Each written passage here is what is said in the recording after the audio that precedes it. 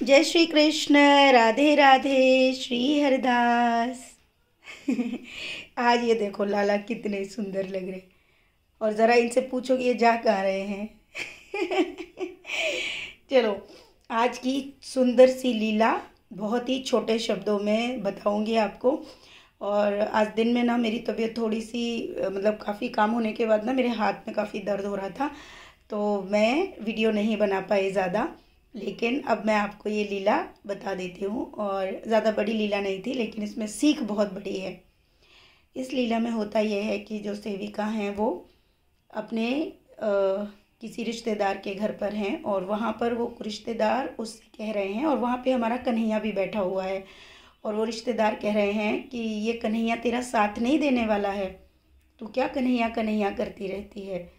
तो सेविका कहती है ऐसा बिल्कुल नहीं है, मेरा कन्हैया हमेशा मेरा साथ देगा, मुझे कोई मुसीबत आएगी ना तो वो मेरा हमेशा साथ देगा।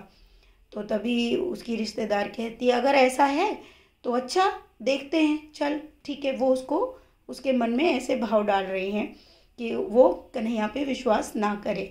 तभी सेविका देखती है कि उसके गले में राधा रानी की एक शॉल है, आपने देखी होगी येलो वाली। तो वो लाडो की शॉल जो है सेविका ने अपने गले में डाली हुई है, और वो उस गले से उस शॉल को बार बार खेल रही है उस शॉल से। तभी अचानक से वो क्या देखती है कि सामने से एक काला नाग जो काफ़ी बड़ा है और वो उसकी तरफ चलता आ रहा है, सेविका की तरफ। तो तभी वो रिश्तेदार कहती है देख पीछे से कौन आ रहा है। तो वो कहती है अच्छा देख, अभी तुझे मैं ना परिचय मतलब एग्जाम्पल देती हूँ कि मुझे कुछ नहीं होगा और मेरा कन्हैया मुझे बचा लेगा। तो वो नाग को खुद ही बोलती है कि आजा, तू मेरे ऊपर आ, मुझे डस। तो वो नाग जो है सेविका के ऊपर चढ़ जाता है, और जब वो चढ़ता है तो सेविका अपने मुख को उस शॉल से ढक लेती है। और जब शॉल से वो मुख को ढकती है तो अब उसके शरीर पर उसको फील हो रहा है पूरा कि नाग जो है ऊपर से नीचे तक उसके ऊपर जा रहा है, और सेविका ये जानती है कि अगर मैं हिल गई तो ये नाग ज़रूर मुझे डस लेगा। तभी अचानक क्या होता है, सेविका के मुख पे एक जगह पे शॉल नहीं है, वहाँ पर उसकी पूंछ लगती है नाग की। तो सेविका जो है डर जाती है और अपने मन में सोचती है कि मैं तो बच जाऊंगी लेकिन मेरे कन्हैया को ये नाग न डस जाए। तो वो हिल जाती है इसी सोच को सोचते हुए। तो वो नाग एकदम से पीछे पलटता है और सेविका के हाथ में 5 6 7 बार जो है डस जाता है, और सेविका को बहुत तेज़ दर्द होता है हाथ में, और वो मतलब चिल्लाने लगती है। लेकिन वो देखती है कि कन्हैया ने उसको नहीं बचाया, और कन्हैया नीचे निगाह करके बैठा हुआ है, और वो लड़कियां हंस रही हैं, देखा बचाया नहीं ना तुझे। लेकिन सेविका कहती है कोई बात नहीं, किसी ने नहीं बचाया ना, मैं हूं ना। तो वो उठती है, लेकिन अब उसको डर भी बैठ गया है कि अब मैं क्या करूं भगवान, और उसके दिल में ये दर्द बैठ गया है कि कन्हैया ने मेरी हेल्प नहीं की, और वो बहुत परेशान होके, और वो कहती है कोई बात नहीं, मैं जाती हूँ और अपना इलाज खुद खुद करा लेती हूँ। और वो जाती है और बाहर जाके उसको एक वाहन मिल जाता है, उसमें बैठ के वो जाने लगती है। और जैसे ही वो जाती है तो उसको रास्ते में, लेकिन वो दुकान ना मतलब किसी दवाखाना ना जाकर वो बरसाने वाले रोड पे निकल जाती है। उसको समझ ही नहीं आ रहा कि मैं कहाँ जाऊँ, उसे लगता है इसी रोड पे कोई ना कोई दवाखाना मिल जाएगा। जब वो जा रही होती है तो उसे मेरे स्वरूप में, दिव्या के स्वरूप में एक लड़की मिलती है जो बहुत सुंदर है, गोरी चिट्टी है, लंबे बाल हैं, और वो कहती है रुको रुको मुझे भी जाना है, मुझे बिठा लो। तो सेविका कहती है अरे दिव्या तू यहाँ पर कैसे, मतलब वो उससे ऐसे वार्ता करती है कि वो दिव्या को सिर्फ जानती है और उसके साथ अब रह नहीं रही है, कुछ इस तरह का वो सीन होता है। तो वो कहती है, लेकिन सेविका सोचती है कि मैं दिव्या को बचा दूं, मतलब बता देती हूँ तो मैं बच जाऊंगी, अगर मैं इसको बता दूं कि मुझे ये प्रॉब्लम है तो मैं बच जाऊंगी। लेकिन वो सोचती है नहीं, मैं दिव्या को नहीं बताऊंगी, दिव्या के पास ऑलरेडी बहुत सारे दुख है, उसके मन में ऐसा कुछ भाव आ रहा है।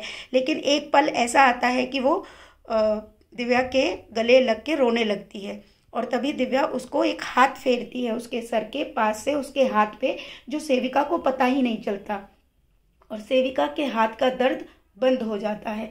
और अब वो जो दिव्या है वो कहती है कि ठीक है, अब तुम मुझे ना, ये मैं भी यहीं उतर जाती हूँ, अब तुम जाओ, रो मत, परेशान मत हो, सब अच्छा हो जाएगा, सब सही हो जाएगा। सेविका अब फिर से अपने उस जो रिक्शा वाले थे उस वाहन पे बैठ जाती है और आगे जाने लगती है। जब वो आगे जाती है तो उसे एक लड़की नजर आती है, और वो कहती है मुझे भी बिठा लो अपनी इस रिक्शे पे। तो सेविका उसको भी बिठा लेती है, और जब बिठाने के बाद जब वो आगे जा रही होती है तो वो लड़की कहती है कि अरे तुम अभी किसके साथ आई थी? तो बोली कि वो मेरी दोस्त थी दिव्या। तो वो हंसने लगती है वो लड़की। अच्छा दिव्या थी, तुम्हारे हाथ का दर्द का क्या हुआ? तभी अचानक सेविका को याद आता है कि अरे मेरे तो हाथ में दर्द था इतनी तेज, वो भूल चुकी थी। तो वो कहती है कि हाँ मेरे हाथ में तो बहुत तेज दर्द था। तो वो कहती है, वो हंसने लगती है वो लड़की, और वो कहती है वो तो राधा रानी थी जिसे तू दिव्या बोल रही है। बोले अच्छा। तो सेविका वहीं पे रोने लगती है, उसके भाव बहुत ज़्यादा मतलब उछल कर आ जाते हैं, मतलब बहुत ज़्यादा वो उनको लेकर भाव विभोर हो जाती है और रोने लगती है कि मुझे मेरी राधा से मिलवा दो, कैसे भी मेरी मैया से मुझे मिलवा दो। तो वो लड़की कहती है हम क्यों मिलवाएं तुझे? तभी वो लड़की उतर जाती है, और उतरते उतरते वहाँ पे 7-8 लड़कियाँ आ जाती हैं, मतलब कोई काली है, कोई गोरी है, किसी के मुंह पे पिंपल्स है, इस तरह की बहुत सारी लड़कियाँ इकट्ठी हो जाती है। और वो लेकिन सेविका अपने आपको रोक नहीं पा रही है, और वो रिक्शे से उतरकर नीचे ही बैठकर बहुत तेज तेज रोने लगती है, किसी भी तरह तुम मुझे उससे मिला लो। तो उसमें से एक जो लड़की होती है वो कहती है तेरे में ऐसी क्या खूबी है जिसके कारण हम तुझे राधा जी से मिला दें? तो वो कहती है भले ही मुझ में बहुत अवगुण है, लेकिन मुझे फिर भी राधा जी से मिला दो, अगर नहीं मिलाया ना तो मेरे प्राण निकल जाएंगे। तो तभी दूसरी कहती है अच्छा सुन, वहाँ पास जा, वहाँ कुएं के पास तुझे एक परछाई नजर आएगी और मिल ले राधा जी से, ये तो हमारे चुटकियों का काम है, अब तुझे बता दिया ना उपाय। और बोलते हुए हंसते हुए वो चली जाती है। सेविका भागती हुई कुएं के पास जाती है और देखती है कि वहाँ से एक परछाई निकलती है, जो कि वही जो दिव्या के स्वरूप में आई थी वही उसको दिखती है, और उसे देखकर वो रोने लगती है। सेविका कहती है कि मैया तू मुझे क्यों मतलब नहीं मिली, मेरे गले भी नहीं मिली, और तूने मुझे बताया भी नहीं, और तू ऐसे ही मेरे पास से चली गई। तो उधर से मैया कहती है परेशान मत हो, सब सही हो जाएगा, बिल्कुल परेशान मत हो। और ये बोलकर वो परछाई लुप्त हो जाती है और यहीं पे सेविका जाग जाती है। तो आज ये जो लीला है, हर लीला का बहुत बड़ा महत्व होता है, और इस लीला में प्रभु ने क्या समझाया है वो आप सब भी समझ लीजिए। बहुत सारे भक्त हैं जो हमेशा, जिनके जीवन में नेगेटिविटीज़ आती हैं, बहुत सारी दुविधाएं आ जाती हैं, एकदम से परेशानियां आ जाती हैं, ये भी परेशानियों का ही संकेत होता है कि संकट किसी भी प्रकार का हो सकता है। बहुत से लोग आपके ऊपर संकट दे सकते हैं, आपको भला बुरा भी कह सकते हैं, कुछ और भी कष्ट आपको दे सकते हैं। जब मनुष्य इस तरह की भावना आपके प्रति रखता है तो उन कष्टों को दूर करने के लिए हम जब पूजा पाठ या भक्ति करते हैं तो कुछ शक्तियां हमें ऐसे संकेत देती हैं कि तुम अपना विश्वास अपने ईश्वर से कभी मत हटाना।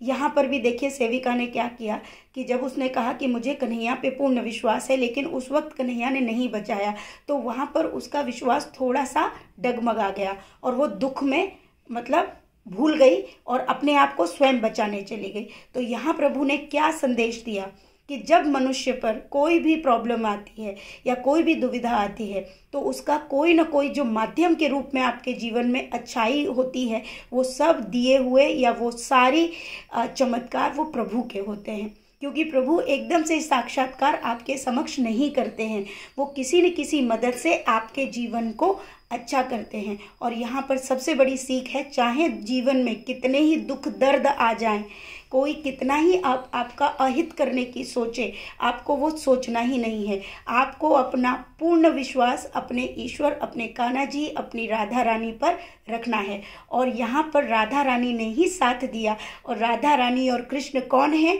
वो तो एक ही हैं, आप समझ चुके हैं। तो यहाँ पर विश्वास के लिए ये आज की लीला थी। इस लीला का इतना ही मतलब था कि जीवन में कितनी ही कठिनाई, कितनी ही परेशानियाँ आ जाएं, आप अपने इस मार्ग से कभी मत हटना। यही भक्ति की सबसे बड़ी प्रकाष्ठा होती है। और बहुत से लोग जो है भक्ति करने लगते हैं, बहुत से संकट आने लगते हैं, बहुत सारी प्रॉब्लम्स होने लगती हैं, लोग उनको ताने देने लगते हैं कि अरे भाई इतनी भक्ति करते हो तो इतने कष्ट कैसे। तो ये समझ लीजिएगा कि भक्ति कष्ट का दूसरा नाम भी है। जब आपको कष्ट मिलेगा तो कष्टों को सहने के बाद ही हम अपने जीवन में अपने प्रभु पर अधिक विश्वास करेंगे। और जब अधिक विश्वास हो जाएगा तो हमें प्रभु हर मोड़, हर जगह, हर समय आपके साथ होंगे। ये देखो, इस बात पर केशव कितना मुस्कुरा रहा है, देखो तो है ना। तो ये लीला आज की ऐसी थी जो थोड़ा सा डराती भी है कि भाई ऐसा हुआ। तो ये जो नाक जो डसना और ये सारी चीज़ें, ये नेगेटिविटी क्या होती है? जो मनुष्य गलत विचार रखते हैं, गलत सोचते हैं, गलत करना चाहते हैं, अलग अहित आपके लिए सोचते हैं, ये उसी को दिखाता है। तो इसमें परेशान होने की कोई ज़रूरत नहीं है। जब प्रभु आपके साथ है तो आपके जीवन में कुछ भी गलत नहीं हो सकता। तो खूब सारा प्रेम। राधे राधे। श्री हरिदास।